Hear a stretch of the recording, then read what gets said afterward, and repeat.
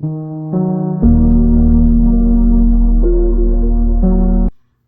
guys, White Witch 110 here. It has been cloudy, I think a bit of sun we had, and then rain.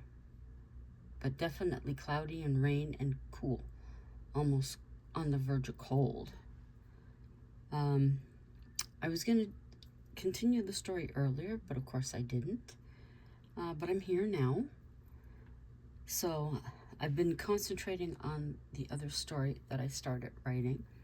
It's coming along okay. But let's get back into Abigail and Jace. Brent, keep an eye on her. If you feel I need to come home, call me. I'll get right back. I'll do that. Don't worry, we're here. We'll keep her busy, Brent assured him. Friday, the scene at the airport was like every movie ever written. They hugged and kissed, then said goodbye, eyes laden with tears. Abigail sat in her car to collect herself. When she arrived back at the mansion, she went directly to the apartment.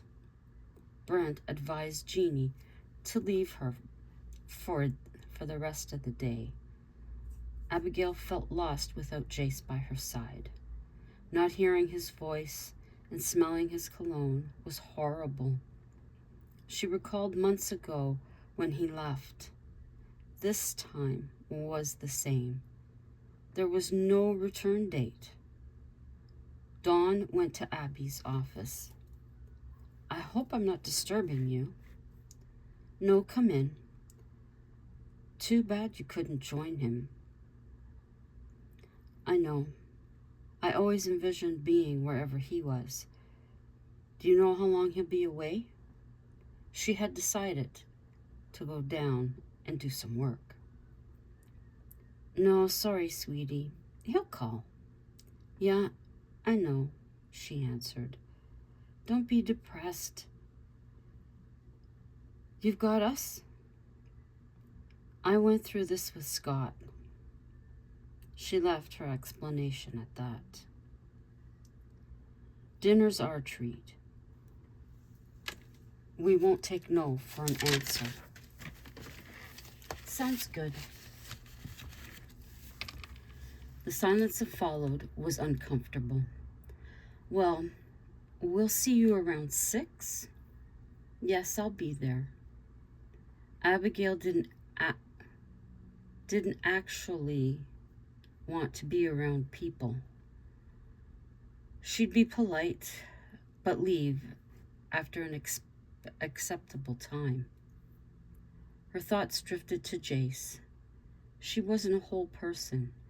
It was going to be a string of long days till he returned. She was proud he had been the preferred performer. Being home felt so wrong. Her place was with him, not here. She resented this fact. She picked up her cell. Dawn, I'm not feeling so good. I need a rain check. Sure, take care of yourself. She promised she would. Leon made a call to Jace. Bud, how are things? Lonely? Up there? Your wife canceled dinner on us, he told him. Guess she's busy. No, missing you. When are you back?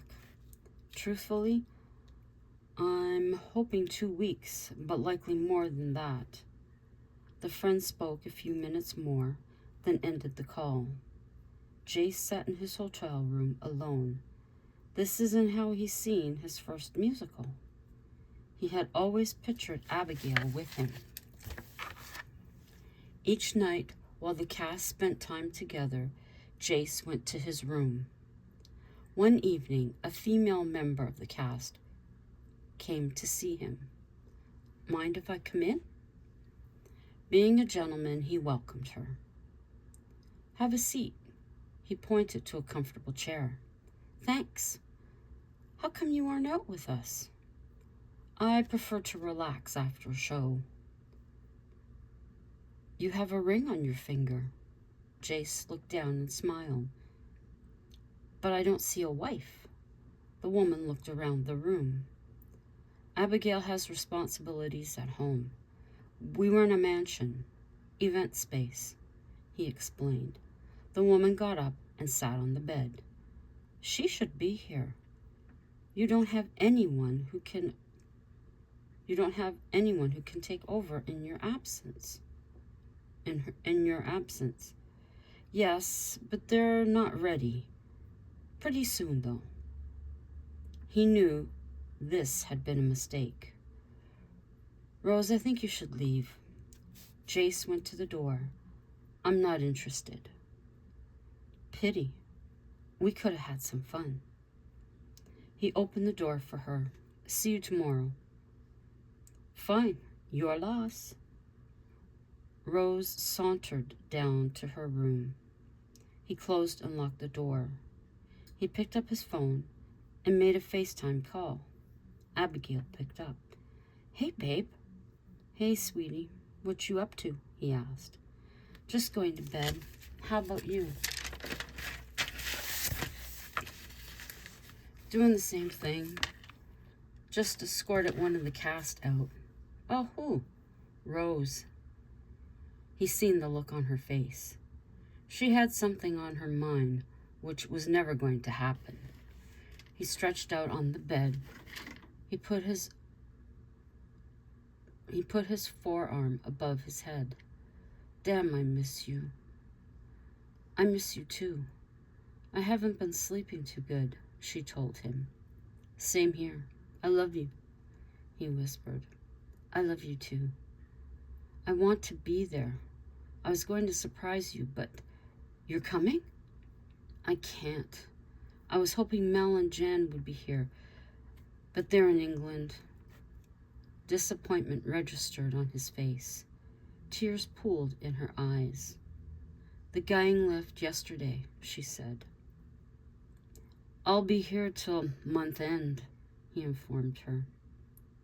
They conversed for a few more minutes. Well, babe, I need sleep. I'll call you tomorrow, Jace said. All right, love you. Love you back. He hung up. Abigail felt she was losing him. There was no way she could leave. This was frustrating. The days went on and Jace didn't call. Abigail's mind went to where it shouldn't have. But that had been her life with Scott. Oh, my stomach. Sorry. She went hard getting Brent and Jeannie to a place where they could be on their own. I'm proud of you both, she told them. Now you can go to New York, Jeannie said. No, I haven't heard from him in a week. He must be busy. I'll stay here and keep busy myself. And on that note, I have a pile of calls to return, and you have customers to meet with. The end of the month came and went. Events at the mansion were constant. Abigail took time to give Jace a call. There was no answer. Hey, Jace, just me, missing you. Guess you're busy. Talk to you soon, I hope. She hung up. 4 days went by and nothing. Abby began to close herself in. Jeannie, I'm not feeling well. I need you to take over today. Okay, feel better. Get some rest. Jace had been out with the cast. He was finally enjoying his stay. Rose continued to sniff around. Jace, my man, so you're leaving us at the end of the week? One of the male cast acknowledged. Yep, it's time to get home. I've enjoyed being here. It's been a blast, Jace said. We've enjoyed having you. He got Abby's message and decided he'd not call back. He'd surprise her Friday.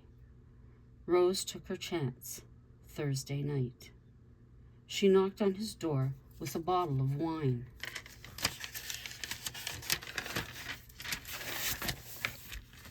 Rose. Jace was annoyed. Hey, I come in peace. Don't worry. Can I come in? He gave in. Thought I would show my appreciation. She twisted the cap off the wine and poured out 2 glasses. To a great run with a great talent. They clinked and sipped. Tasty, was his response. We'll really miss you. You should stay. A talent like yours shouldn't be wasted. It's not. So you perform up there? Yes, the odd time, when I'm not managing things. Such a waste. You need to be free to express yourself. Being stuck behind a desk? Horrible. Rose was trying her damnedest to change his mind. She got up from the chair and sat on his lap. She played with his t-shirt and ran her hands down his chest. When she leaned forward, he held her back. Stop this. You know I'm not interested. Well, I think you are. Don't you miss being with a woman your own age? I can make you happy. Your last evening. Rose leaned in once more. He pushed her back again. Do you think she hasn't played with her ex since you've been here? I know she hasn't. I trust her. Can you trust yourself? I mean, I'm still on your lap. She was quick, this time planting a kiss on his lips. So nice and warm, she whispered. Jace felt himself move forward. He quickly stopped. Get off me and get out. See, you want me. Just let yourself go. Rose played with his hair. I won't say it again. He went to stand. She didn't move. There was only one thing he could do. Jace pushed her, but without concern. She began to fall, but she stood up. You are pathetic. You'd rather be with a dried-up old lady. She grabbed the bottle and the glasses. My wife isn't an old lady. She's not dried up. Once more, he went to the door and ushered her out. He closed the door and took a deep breath. This is why he decided to go.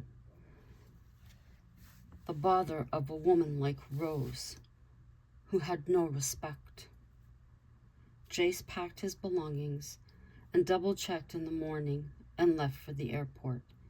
He was homesick. He wanted Abigail. Abigail was still in the apartment. She actually hadn't felt well. Jace wasted no time getting home. It was afternoon when he went through the door. Abigail was asleep on the sofa, curled up. Jace took his bag into the bedroom. She was still asleep when he came back out. He took up the TV remote and sat in the chair beside her. He made sure to keep the volume low. An hour had passed and he was hungry. Jace went to the kitchen and made a sandwich. When he came back, Abby was starting to wake. Hey, babe. Jace, you're home. Just got home. You sick? The past 3 days, she said. Let me see. He placed his arm on her forehead. You feel warm. I'll get a cold cloth and aspirins. Abigail took the pills and laid back down with the cloth on her head. Did you get good crowds? Yes, sold out every night. Most nights I stayed in my room. Last couple of weeks, I did go out. Was Rose there? Her voice changed. Yes, she tried again last night. I told her to get lost. I wasn't interested. Jeannie and Brent are both sick, she said. She wrote, her nose plugged up. That explains why the doors are locked. Well, we'll stay close till you're all healthy. We'll stay closed till you're all healthy. I'll put a notice on the website. I'll contact clients and let them know. Jace came down with the flu as well. The mansion was closed for a week and a half. You stay up here. We're better enough to open, Abigail told him. Business as normal with happy clients. They were thankful only birthday parties needed to be canceled. When the day was done, Abby made chicken soup and sat with Jace. Did it feel good performing again? She inquired. Yes, I forgot how much it takes out of you. So how much did Rose bother you? Not too much, but enough to make it uncomfortable. I was glad to get home. I really missed you. There was an excitement missing. It's better when it's shared. I wasn't happy having to stay back. When I finally could have gone, I got sick. But you came home 2 days later. Abigail took their bowls to the dishwasher. Jace stretched out on the sofa. Abby gently lifted his head and sat down. She played with his hair. He smiled and turned towards her. I love you. You don't want to leave home again. I don't want to leave home again, he told her. If you do, I'll go with you. She smiled and bent to kiss him. The apartment grew dark as the sun went down. They walked to the bed, arms around each other. There needed to be rest. She felt out of control. Jeannie arranged for new photos of the mansion. The ones online are so old. There have been a lot of changes. Abigail made clear she was impressed. You took hold. That's great. I'm confident in leaving you in charge. Because of this realization, Abby took time to herself that afternoon. She drove back to the cabin and walked the path she shared with her father. She made her way to their spot, a lookout over the water. Dad, things are crazy again. It's always a roller coaster for me. I'm continuously on edge. But finally I found someone to take over the mansion duties. I can relax. I miss our conversations. It's been a struggle, I won't lie. I've hated it at times. I remember you telling me I'll grow, and I believe I have. But there are times I don't feel I have. I don't always understand my worth. I don't think I have any. Guess I don't totally believe I'm beautiful in my own way. I keep seeing flaws and wondering why Jace stays. Why can't I accept it? I wish it could answer me. She sat aware of the silence around her. This place restored faith in herself, but barely. She wondered if there was a place like that on Earth anymore. Deep thoughts for her. A place. Maybe there wasn't. The afternoon was moving on. She needed to get home while there was still light. She hiked back to the cabin. Jan was pulling in. Hey, stranger. I was just at your place. Jace is wondering where you are. I'm here. Took a walk with my dad. Your special spot? Jen knew about it. Yeah, just needed to talk. Air my concerns out. Just between him and I. You don't feel any better? Jen fiddled with her car keys. I'm not sure. Jeannie's arranged new photos of the mansion. I'm anxious to have them done. She's good to take over. Are you serious about stepping back? Eventually. I'll keep a family hand in it, but won't run it day to day. How are you and Jace? I still love him.